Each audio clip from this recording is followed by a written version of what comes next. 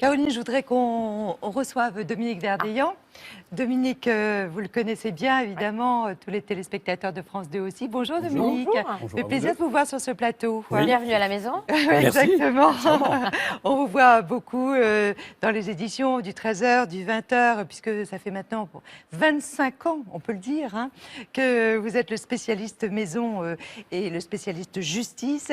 Et c'est vrai que vous venez de publier ce livre, Les magistrats sur le divan, aux éditions du Rocher. Vous l'avez lu et on va pouvoir donc en parler à trois.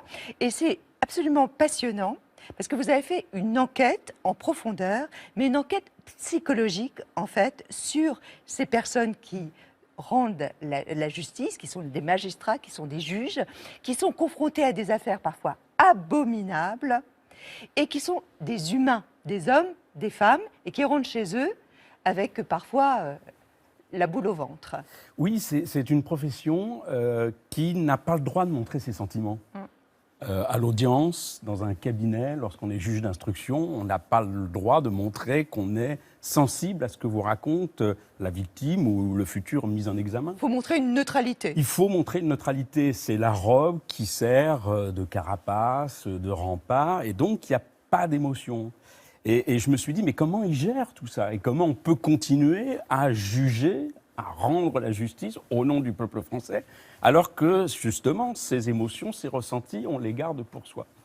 Et voilà, donc je suis rentré en contact avec un certain nombre d'entre eux. À ma grande surprise... Vous les connaissez tous? Je les connais tous, mais je ne m'attendais pas à ce qu'ils me disent, oui, je vais vous raconter l'histoire qui m'empêche quelquefois de dormir ou qui me revient à la mémoire. Parce que ce qui m'a étonné dans cette rencontre qui a duré un peu plus d'1 an, c'est qu'ils me racontaient des histoires de leur début, lorsqu'ils étaient auditeurs de justice à l'école et qui découvraient leur première autopsie, leur premier cadavre, leur première scène de crime.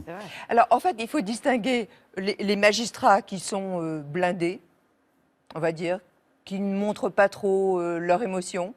Oui, il y en a quelques-uns. Et puis, il y a les magistrats qui sont quand même très émotifs. Oui, ils sont émotifs. C'est-à-dire que c'est ce qui est revenu à chaque fois dans mes conversations avec eux, c'est cette difficulté de ne pas s'identifier à la personne qui est face à vous. Et cette personne qui est face à vous, ça peut être tout simplement un cadavre ou des cadavres d'enfants. Et ce qui est revenu d'une façon vraiment régulière, ce sont des magistrats qui m'ont dit, voilà, moi, j'ai vu une scène de crime, c'était des enfants qui étaient sur un Notamment lit. Franck Charon. Alors voilà, Franck Charon, lui, il accepte de tenir l'accusation dans un procès alors que ses collègues féminins ont refusé. C'est une nounou de 60 ans qui est jugée pour ce qu'on appelle le syndrome ou le phénomène de bébé secoué. Et donc il va à l'audience et il me raconte que c'est une audience qui chavire totalement lorsque le médecin expert arrive et imite, entre guillemets, le crime avec simplement une petite marionnette, un petit poupon. Et il dit à ce moment-là, le procès a totalement basculé, le verdict, ça a été 5 ans, seulement lui qui tenait l'accusation, eh bien, son épouse attendait un enfant. Et il me dit, la difficulté, c'est qu'après, il a fallu que moi aussi, j'amène mon enfant à la nourrice. Et donc, cette affaire mentait, et c'est assez régulier. C'est pas réservé aux magistrats, hein, parce que pour les avocats, c'est exactement la même chose. Bien sûr. On a le même sentiment. La seule différence, c'est que, enfin, moi, je me souviens que j'avais utilisé une seule fois ma clause de conscience pour refuser un dossier, c'était de la pédophilie avec acte de barbarie. Et il se trouve que dans le dossier, bon, vous avez les photos, les trucs. Quand j'ai vu ça, j'ai dit, ok, je pourrais pas. Mais la vraie différence, c'est pour ça que j'aurais jamais pu être magistrat, c'est que nous, on ne connaît pas la vérité, on n'a pas à juger. On doit défendre un homme et apporter une thèse. Et après, c'est vrai que le magistrat, lui, a cette difficulté qui est tranchée. Et ça, j'aurais jamais pu le faire. Là, on parle des procès, mais on peut aussi parler des autopsies, parce qu'ils se rendent aussi dans les... Enfin, ils sont présents au moment des autopsies. C'est un passage obligé, c'est-à-dire qu'une fois qu'ils ont fait leurs études de droit, qu'ils sont à l'ENM, l'ENM, ce n'est pas simplement un amphithéâtre où on apprend la procédure pénale et le code pénal. C'est aussi, on va sur le terrain. Donc aller sur le terrain, c'est aller dans les cabinets d'avocats, c'est quelquefois aller dans les rédactions de télévision, aller chez les gendarmes, aller chez les policiers, mais aussi assister à une autopsie. Et pour certains, c'est leur première vision, leur premier contact. Et ils n'y sont pas du tout préparés. Ils sont absolument pas préparés. Par Et puis, il y a ce études. petit jeu pervers, toujours, évidemment, de l'expert en médecine légale qui fait que, bah, évidemment, on tend le bistouri à l'auditeur de justice qui est à côté ou au magistrat. Et certains m'ont rencontré. Ça me paraît bizarre parce que ça pour un avocat, c'est un bon argument pour faire annuler toute la procédure, je vais vous dire. Et nous, on n'a pas accès, enfin, on peut le faire. Moi, j'ai refusé, mais en tant qu'avocat, on a la possibilité d'y aller. Et surtout, nous, on a accès aux photos. Dominique, beaucoup en fait de magistrats bifurquent. Après quelques années, ils n'en peuvent plus, le fardeau est trop lourd, Oui. et ils partent sur des postes plus...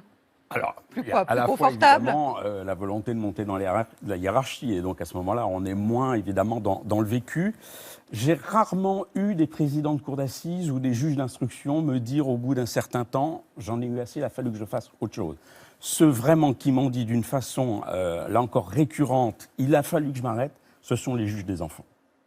D'être confronté à la douleur d'un couple qui est en crise, d'un enfant qu'il faut placer, ou bien simplement d'une mère, ce magistrat qui me raconte que, eh bien, il a une mère qui arrive avec la poussette dans son cabinet et elle repartira avec la poussette vide.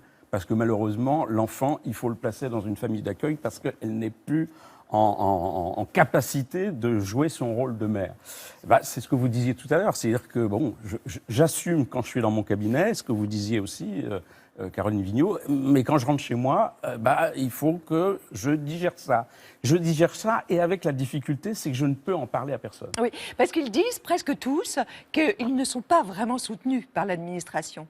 Ils n'ont pas d'aide psychologique. On ou très commence à peu, y très penser, peu. on y réfléchit, mais c'est vrai que pour un magistrat, c'est difficile d'aller voir son supérieur hiérarchique en lui disant « Vous allez rire, mais cette affaire-là, je ne peux pas m'en occuper, elle m'a traumatisé, cette tête de crime, ce cadavre, etc. » Donc, c'est le principe du millefeuille, on accumule, effectivement, la douleur des autres. Alors, on relativise toujours, parce qu'évidemment, sa douleur, elle est moins grave que celle authentique de la victime.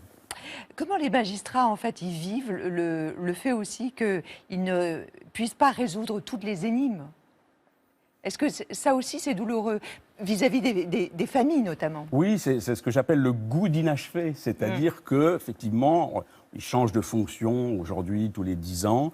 Et quelquefois, au bout de 10 ans, ils n'ont pas pu refermer le dossier. Et c'est quelquefois aussi un drame parce qu'ils n'ont pas dit au revoir aux gens qu'ils avaient l'habitude de recevoir. Et certains se sont fait agresser, insulter dans une certaine mesure en disant « mais vous êtes parti, vous ne nous avez même pas dit au revoir ». Bon. Et c'est cette difficulté de laisser un dossier inachevé. Et beaucoup disent le problème c'est que moi je l'ai inachevé, mes successeurs aussi. Donc là, c'est évidemment une justice qui n'est pas rendue. Moi, j'étais surprise aussi de lire à propos de Marc Trévidic, le juge antiterroriste, qui ne l'est plus, mais qui l'a été longuement. Vous dites, pour savoir si cet homme est coupable ou cette femme est coupable, il fait des colonnes sur une fiche en carton, tout simplement. Oui, c'est basique. Hein. Un juge d'instruction... Faisceau d'indices. Oui, il fait son instruction à charge et à décharge. Oui, et donc... Je ne peux pas me demander mon avis, je suis avocate. Mais c'est pour ça que je vous regarde. Et donc, que par nous, conséquent, comme le dit Catherine, Marc Trévidic raconte qu'il fait une colonne. Qu'est-ce que j'ai à charge et qu'est-ce que j'ai à décharge? Et donc, je regarde le bas de ma page et là, je tranche. Sur la 4e de couverture, Dominique, vous dites, vous sortirez différent de la lecture de ce livre. Pourquoi? Parce que je pense qu'on découvre effectivement, on a un autre regard sur les magistrats, sur cette justice qu'on disait tout à l'heure. C'est-à-dire qu'en fait, ils ont des émotions, il y a un cœur qui bat sous la Rome, ce sont des humains. Et puis, je pense que ce livre aussi permettra de découvrir l'horreur qu'ils ont à gérer quotidiennement. Je citais l'affaire du bébé secoué, mais il y en a d'autres, évidemment. Le Bataclan. Le Bataclan, les catastrophes. Voilà, comment des magistrats vivent. Évidemment, c'est la même chose pour des avocats, pendant des jours et des jours avec un dossier et, une fois de plus, l'obsession de trouver la solution. Et quelquefois, effectivement, ils ne la trouvent pas et c'est pesant. Est-ce que vous êtes sorti différent en l'écrivant? Je suis sorti différent parce que je me suis senti moins seul. Parce que moi aussi, je considère que je ne suis pas sorti à partir du moment où, mais je vous regarde, à partir du moment où on touche à la justice, on ne sort pas indemne de la justice. Que l'on soit magistrats, avocats, journalistes, même si nous sommes encore en retrait, que bon, nous voyons ça tous de très loin, on ne peut pas sortir indemne de la douleur des autres et de découvrir quelle est la noirceur de cette société. C'est pour que c'est plus facile au droit des affaires, c'est jour. Vous dormez mieux la nuit quand vous faites du pénal. Ou le juge des enfants, je l'ai fait une seule fois pour rendre service à une association. C'était horrible. C'est ce que dit Renaud Van Ruymbeck. Il est très content d'avoir abandonné les affaires criminelles pour ne faire que du politico-financier parce que, évidemment, moins humain. C'est un peu moins humain et en tout cas, la cicatrice est moins profonde. Les magistrats sur le divan. Merci beaucoup, Dominique. Merci à vous. Merci d'être passé sur le plateau.